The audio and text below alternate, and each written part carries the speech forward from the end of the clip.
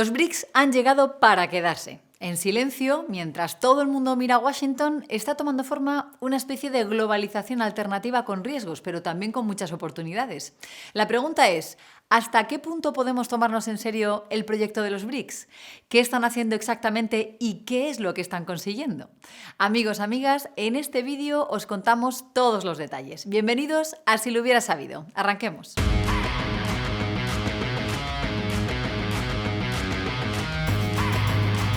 Hace apenas 25 años, Brasil, Rusia, India, China y Sudáfrica eran países muy distintos a los que conocemos hoy. Eran gigantes, sí, pero gigantes dormidos, porque a pesar de contar con más de 2.600 millones de habitantes, es decir, más del 40% de la población mundial, su peso en la economía global era sorprendentemente pequeño. En conjunto, apenas representaban el 12% del PIB mundial. E incluso ajustando por poder adquisitivo, es decir, teniendo en cuenta las diferencias de precios entre países, su participación apenas llegaba al 24%. En otras palabras, eran enormes en población, pero minúsculos en riqueza. La mayoría de sus habitantes vivían en la miseria económica. Ahora bien, entonces en aquellos tiempos, ¿quiénes eran los auténticos gigantes de la economía mundial? Pues a ver, seguramente estáis pensando, bueno, el gigante seguro que era Estados Unidos, ¿no? Pues sí, no te equivocas, pero la respuesta más precisa es otra. El G7, un grupo informal formado por las 7 economías más ricas y avanzadas del planeta. Canadá, Francia, Alemania, Italia, Japón, el Reino Unido y, por supuesto,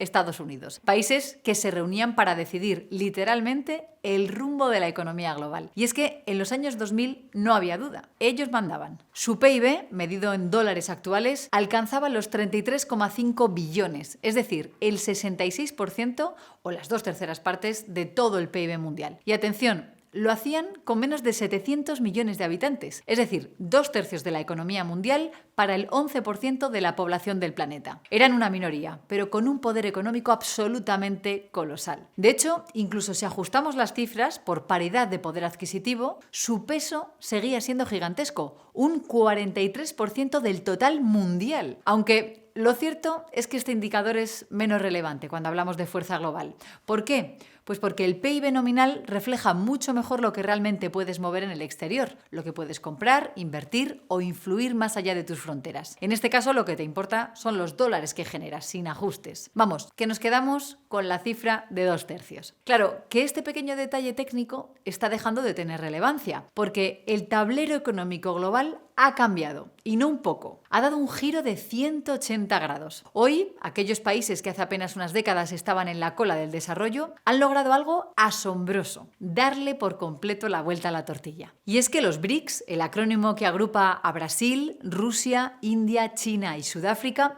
se han convertido sin ninguna duda en el mayor contrapeso económico que ha encontrado Occidente en mucho tiempo. ¿No me crees? Pues echa un vistazo a esta noticia. Los BRICS superan al G7 en PIB. India y China principales motores del crecimiento. Vale, esto ha sido así ajustando PIB por la diferencia de precios. ¿Y no habíamos dicho que ese no era el mejor indicador? Pues sí. Tienes toda la razón. Pero lo que nos importa aquí es la tendencia, y esta es innegable. Mientras unos países pierden peso, otros ganan terreno y lo hacen a toda velocidad. De hecho, varios estudios económicos ya lo advierten. No falta mucho para que este mismo cambio se produzca también en términos nominales. Es decir, para que las economías de los BRICS superen a todas las economías del G7. Algo que, según el brazo de investigación de The Economist, este sorpaso se producirá hacia el año 2045.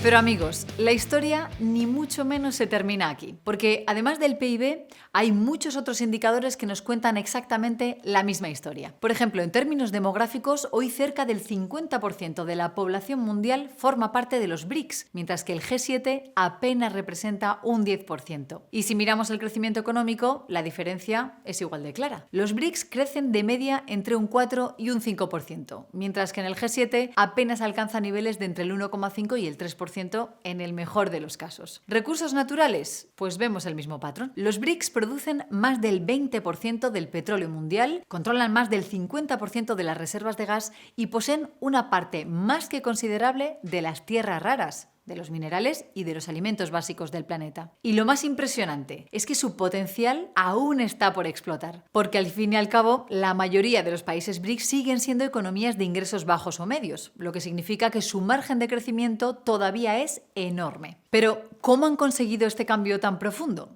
¿Qué fuerza real tienen hoy en día? Y lo más relevante, y lo que más nos importa aquí en Si lo hubiera sabido, ¿cuál es su auténtico potencial? Pues quédate que te lo contamos.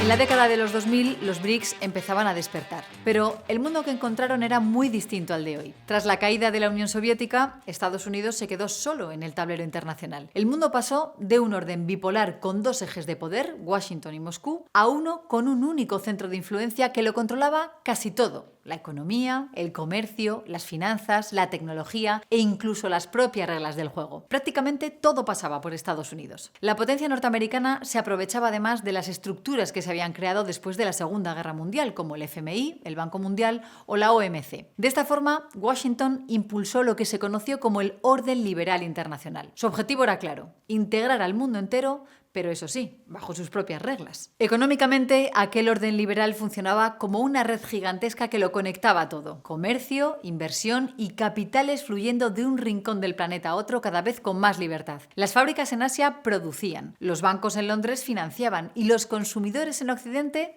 compraban.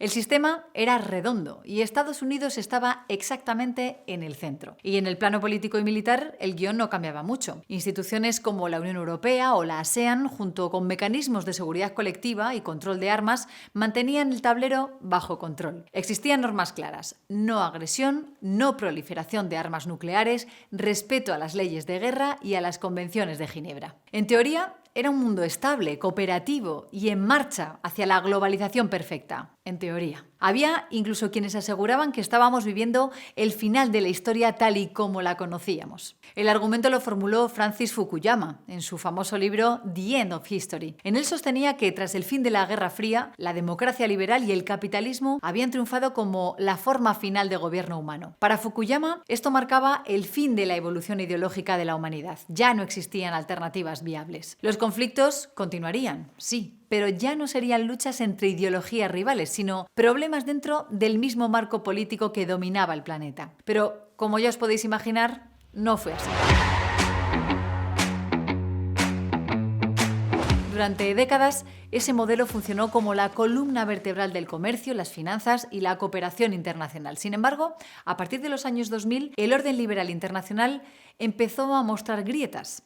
La OMC dejó de funcionar tal y como se pensaba que lo haría. El multilateralismo se debilitó. Las alianzas históricas se pusieron en duda. La Unión Europea se rompió con el Brexit y el comercio libre ha quedado bajo una presión sin precedentes. Y no fue solo una cuestión económica. En el pilar político y militar ocurrió lo mismo. La invasión de Afganistán, la guerra en Irak y más recientemente la invasión rusa de Ucrania demostraron que el orden basado en reglas y normas estaba quebrantándose. Pues bien, fue precisamente en este contexto de grietas y debilidad cuando surgieron los BRICS, formando una alianza que los pondría en el mapa mundial. Pero, ¿qué son exactamente los BRICS? En esencia, son una organización intergubernamental de corte informal, un grupo de países que se ha asociado y coordinado para promover la cooperación económica, financiera y política. De hecho, ellos mismos lo definen tal que así. Los objetivos de los BRICS incluyen fortalecer la cooperación económica, política y social entre sus miembros. De esta forma, en 2009 celebraron su primera cumbre oficial dejando claro su objetivo: aumentar su influencia en el sistema internacional y ofrecer alternativas a las instituciones dominadas por Occidente, como el FMI o el Banco Mundial. Al principio eran los BRIC, pero poco después, en 2010, Sudáfrica se incorporó añadiéndole la S final al grupo. Con todo, no fue hasta el año 2014, en Fortaleza, Brasil, cuando realmente comenzaron a materializarse sus planes. Allí fue cuando nació el nuevo Banco de Desarrollo, un banco diseñado por y para los BRICS con la misión de financiar infraestructuras y proyectos en sus países y otras economías emergentes, es decir, una alternativa directa al Banco Mundial. Y junto a este banco se estableció también un fondo de 100.000 millones de dólares destinado a proteger los países miembros frente a posibles crisis financieras. Esto es una alternativa al FMI. Y en 2023 el grupo dio un paso más allá al expandirse e incluir nuevos miembros y países socios. De esta forma se incorporaron al grupo Emiratos Árabes, Irán, Egipto, Etiopía e Indonesia, al tiempo que también se creó un nuevo grupo de países asociados, lo que ha ampliado considerablemente su alcance. Es decir, poco a poco este grupo cada vez pesa más. Ahora bien, en la práctica, ¿qué es lo que han logrado? ¿Ha servido realmente esta unión para cambiar algo? Pues a ver, tenemos una de cal y otra de arena. Por un lado, su impacto político hasta la fecha ha sido limitado, por decirlo de alguna forma. Sí, como bloque han logrado ejercer cierta presión, marcar posiciones conjuntas y aparecer en las conversaciones globales, pero estamos muy lejos de verlos como una alternativa real al poder occidental.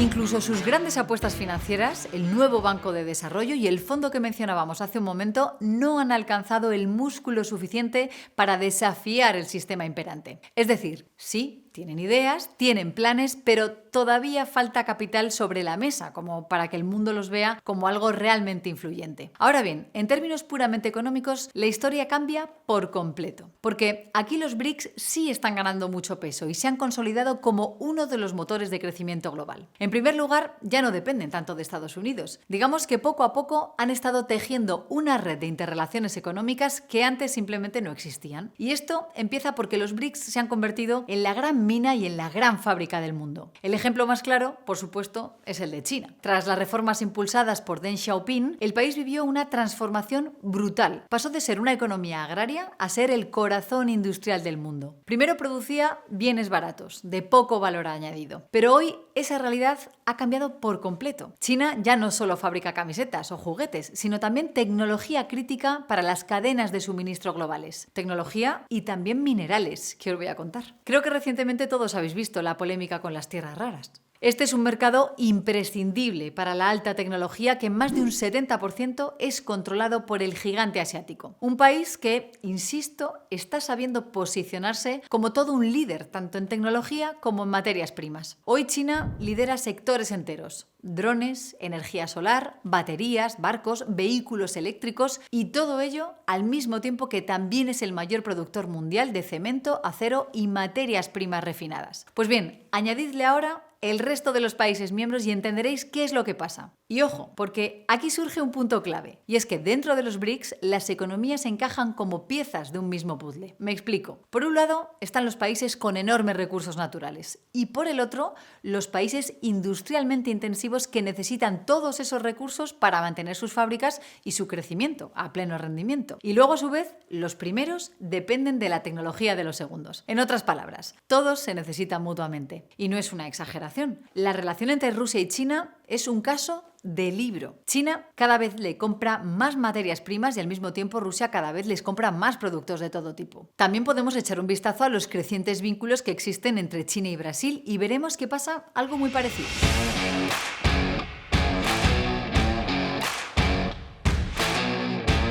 Por un lado, el país de la samba y el carnaval exporta al gigante asiático materias primas como hierro, petróleo o soja. Recursos todos ellos esenciales para mantener en marcha la gigantesca maquinaria industrial china. Y por su parte, China le exporta todo tipo de productos avanzados, desde semiconductores y maquinaria hasta pesticidas y fertilizantes que son absolutamente cruciales para la economía brasileña. Pero ojo, la cooperación no se limita solo a los productos. En el terreno financiero también se están tejiendo lazos cada vez más estrechos. China, por ejemplo, está invirtiendo miles de millones de dólares en proyectos de infraestructura, energía o transporte en el resto de países BRICS. Hablamos de proyectos como autopistas en Brasil, puertos en Sudáfrica o plantas energéticas en la India. Y no solo China está moviendo ficha. La entrada de Emiratos Árabes Unidos también tiene precisamente una clara motivación financiera. Porque claro, con el enorme músculo financiero de este país, las iniciativas conjuntas pueden empezar a tener a partir de ahora mucha más liquidez. De hecho, ya en 2015 encontrábamos titulares como este. China y Emiratos Árabes Unidos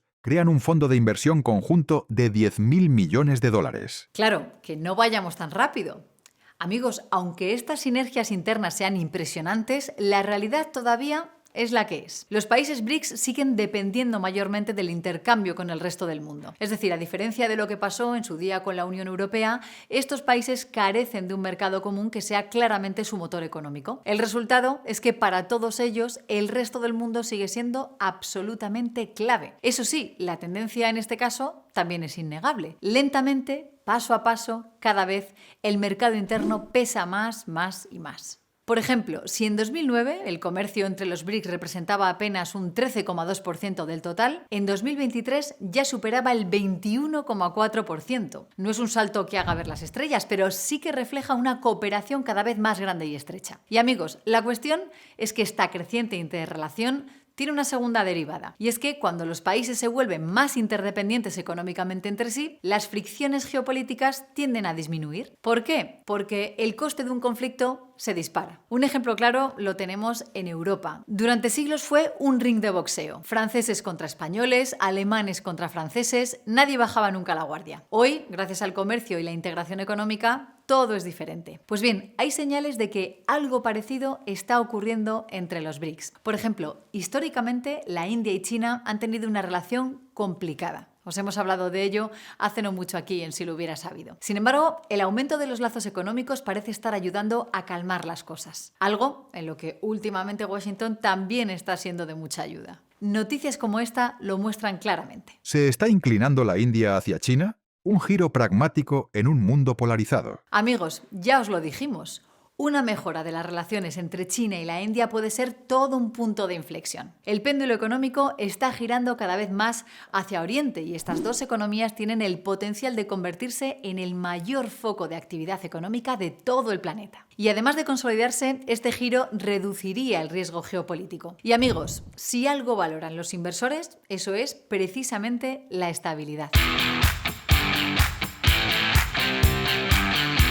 Sea como sea, la cuestión es que los BRICS son gigantes ahora, pero todavía tienen un potencial de crecimiento enorme. ¿Y por qué esto es importante?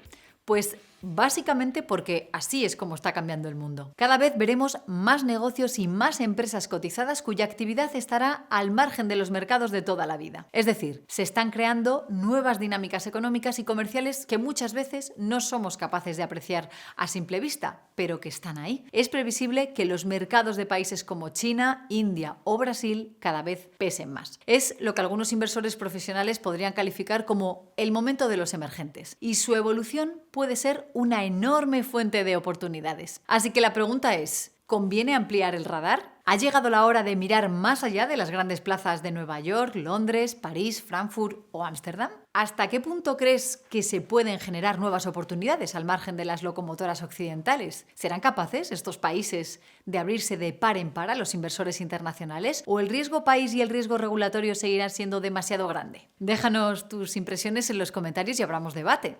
Sea como sea, así es como los BRICS están tratando de dar forma a un nuevo mundo y a un nuevo modelo de globalización. Pero dicho esto, si este vídeo te ha resultado interesante, dale al botón de like y no olvides suscribirte al canal. Un saludo y hasta la próxima.